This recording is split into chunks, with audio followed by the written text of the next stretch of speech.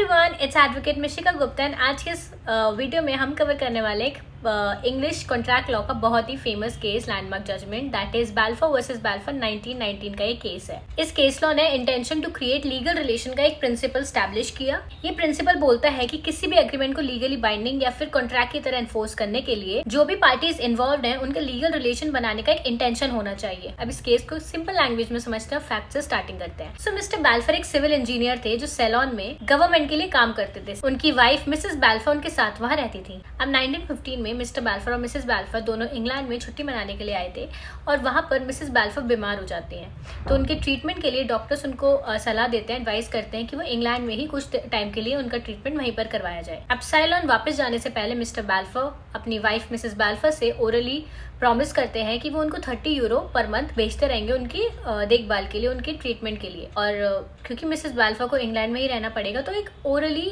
एक वो प्रॉमिस कर देते हैं, जैसे एक हस्बैंड वाइफ प्रॉमिस करते हैं, एक मेंटेनेंस देने के लिए वो प्रॉमिस कर देते हैं। अब शुरू में तो मिस्टर बाल्फोर उनको ये पेमेंट देते रहे, उनको मंथली मेंटेनेंस भेजते रहे, लेकिन कुछ टाइम बाद उनका रिलेशनशिप थोड़ा सा डगमगाने लगा, उनका रिलेशनशिप में कुछ प्रॉब्लम्स आने लगी। उसके बाद मिस्टर बाल्फोर ने उनको पेमेंट करना बंद कर दिया, मंथली वो पेमेंट नहीं भेजते थे। अब मिसेस बाल्फोर ने उनके प्रॉमिस को एनफोर्स कराने के लिए उन पर सूट फाइल किया। अब लोअर कोर्ट का डिसीजन क्या आया? सो लोअर कोर्ट में, ट्रायल कोर्ट में जज ने मिसेस बाल्फोर के फेवर में डिसीजन दिया।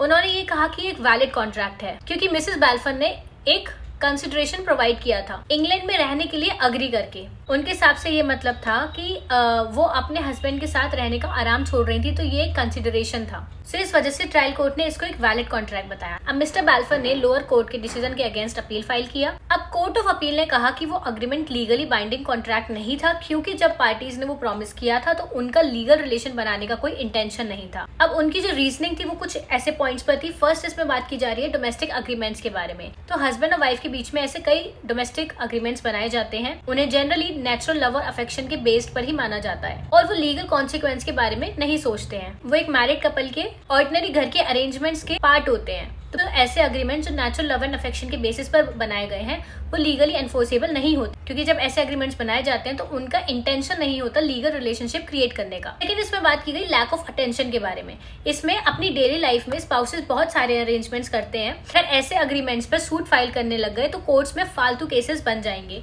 कोर्ट का मानना था कि इस सिचुएशन में पार्टीज को अपने अरेंजमेंट्स को लीगली बाइंडिंग बनाने का कोई इंटेंशन नहीं था। जैसे कि लॉर्ड जस्टिस एटकिन ने फेमसली कहा था कि the common law does not regulate the form of agreements between spouses, their promises are not sealed with seals and sealing wax, the consideration that really obtains for them is that natural love and affection which counts for so little in these cold courts. अब third इसमें ये point रखा गया, no contractual intent. Court ने emphasise किया कि contract exist करने के लिए पार्टीज का लीगल ऑब्लिगेशंस में एंटर करने का कॉमन इंटेंशन होना चाहिए जो म्यूचुअली एक्सप्रेस या इम्प्लाइडली कम्युनिकेट किया जाना चाहिए। इस डोमेस्टिक कंटेक्स्ट में ऐसा कोई इंटेंशन था ही नहीं। वो प्रॉमिस तब किया गया था जब दोनों मिस्टर बाल्फोर और मिसेस बाल्फोर के बीच में रिलेशनशिप स्टेटस अच्छा था, ठीक था, और उनका यहाँ पर एक इंटेंशन मिस था लीगल रिलेशनशिप क्रिएट करने का। लॉर्ड जस्टिस एटकिन ने ये प्रैक्टिकल कंसर्न भी उठाया उस टाइम पर कि अगर ऐसे डोमेस्टिक अरेंजमेंट्स को कॉन्ट्रैक्ट माना गया तो एवरीडे स्पाउसल डिसएग्रीमेंट से बहुत सारे लॉ सूट्स आने लग जाएंगे जो कि कोर्ट को एक फालतू के केसेस कोर्ट में जमा हो जाएंगे। सो बाल्फोर वर्सेस बाल्फोर केस से एक प्रिंसिपल स्टैब्लिश हुआ। यहाँ पर बाल्फोर वर्सेस बाल्फोर ने डोमेस्टिक और सोशल अग्रीमेंट्स में लीगल रिलेशन क्रिएट करने का इंटेंशन का अगेंस्ट प्रिजम्पशन स्टैब्लिश किया। इसका ये मतलब है कि जब फैमिली और फ्रेंड्स के बीच अग्रीमेंट्स होते हैं तो लॉ ये प्रिज्यूम करता है कि पार्टीज का लीगली बाइंडिंग कॉन्ट्रैक्ट बनाने का कोई इंटेंशन नहीं था जब तक कि इसके अगेंस्ट क्लियर एविडेंस ना हो। तो बहुत सारे कॉमन लॉ जुरिस्डिक्शन में एक वैलिड कॉन्ट्रैक्ट बनाने के लिए फंडामेंटल रिक्वायरमेंट है।